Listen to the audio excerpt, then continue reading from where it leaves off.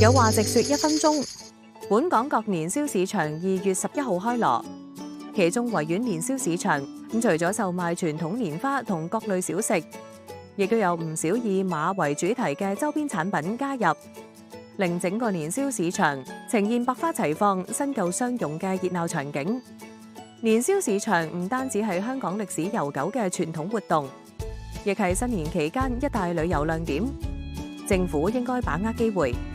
借年宵市場等一系列新年活動帶動本地旅遊熱度，為市民旅客提供更多具有歷史文化特色嘅體驗。喺北上消費潮、線上購物潮等新興消費模式帶嚟嘅壓力之下，今年嘅年宵市場火爆依然。一家老少齊行年宵嘅慶祝方式未曾改變，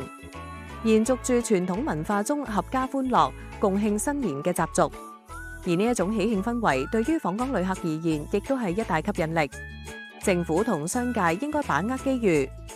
借新年假期嘅人潮，為旅遊、餐飲、零售業聚攏人氣。政府為年宵市場等活動造勢嘅同時，商界亦都應該考慮點樣令自身產品更加適配旅客需求。而隨住旅遊業穩步復甦，政府亦都係不斷升級本地嘅旅遊配套服務，為旅客帶去更多便捷。2025年本港旅遊業迎嚟全面回暖，訪港旅客近5000萬人次，按年升12%。舊年香港喺盛事活動、歷史文化特色遊方面取得唔少經驗，呢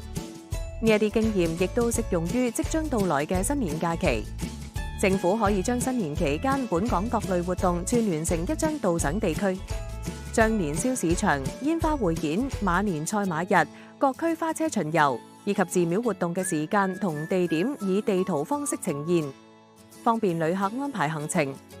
俾更多人感受到香港對傳統文化嘅重視同熱愛。相信即將到來嘅新年長假，訪港旅客人次或者會創下同時段新高。